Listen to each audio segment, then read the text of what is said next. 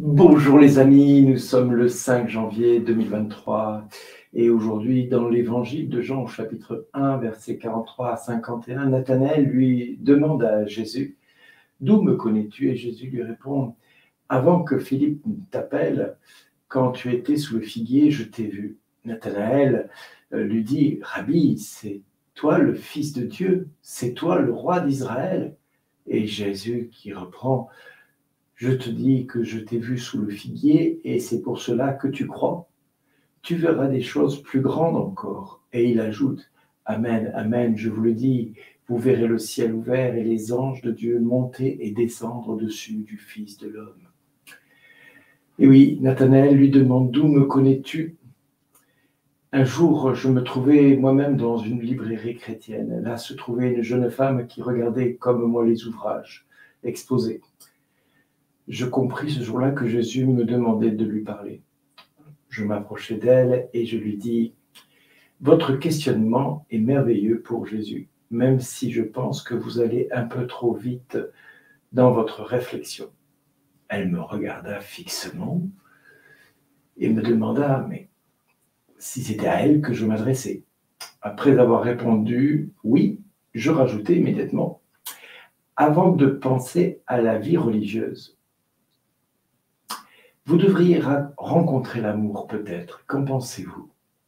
Surprise, elle me dit: mais comment savez-vous que je pense à la vie religieuse?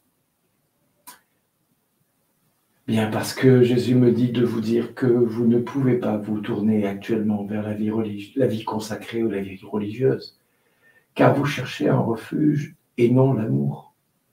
Or, la vie religieuse est d'abord une rencontre avec l'amour dans l'absolu.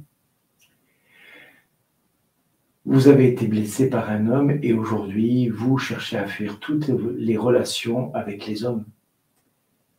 Mais vous ne serez jamais une religieuse heureuse si vous fuyez les hommes que je lui ai dit, car Jésus est un homme.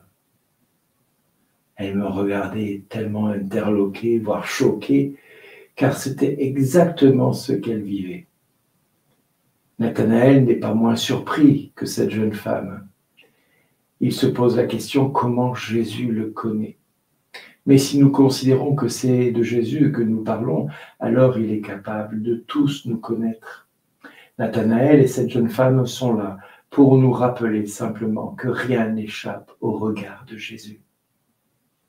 Alors faisons-lui confiance en cette journée.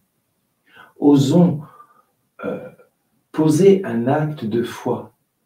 Osons regarder cette journée avec l'amour de Dieu, dans cette tendresse que Dieu a pour chacun de nous.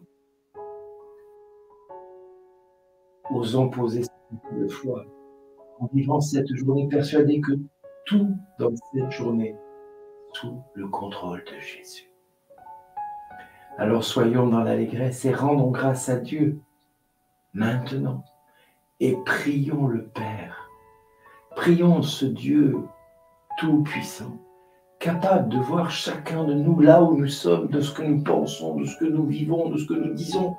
Oui, ce Père connaît tout de chacun de nous. Ce Père, il est non seulement un Dieu qui nous aime, mais un Dieu qui veut vraiment nous aimer profondément. Alors oui, frères et sœurs, il n'est plus que temps, maintenant, de nous tourner vers Jésus et de lui dire que nous lui faisons confiance.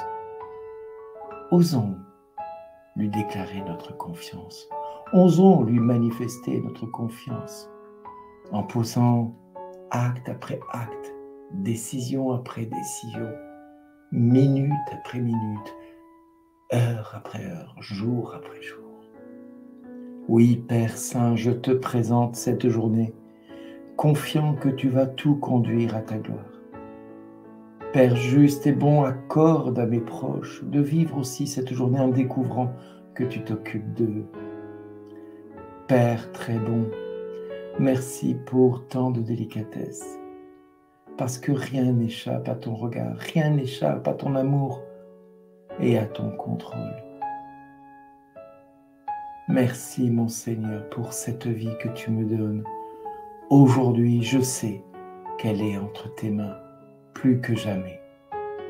Aujourd'hui, je sais que tout va bien se passer pour moi. Et tout va bien se passer pour les miens. Parce que tu nous aimes. Parce que tu cherches qu'une seule chose. C'est que notre joie soit parfaite. Que notre joie soit complète. Merci, Papa. Merci, mon Dieu, de manifester tant d'amour dans notre cœur, de manifester tant de douceur dans notre cœur. Merci, Papa, parce que tout doucement, tu viens et tu te fais de plus en plus présent dans ma vie. Merci, Seigneur. Merci, mon Dieu. Merci pour tout ce que tu vas faire maintenant dans mon cœur et dans ma vie. Amen. Alléluia. Gloire à toi, Seigneur.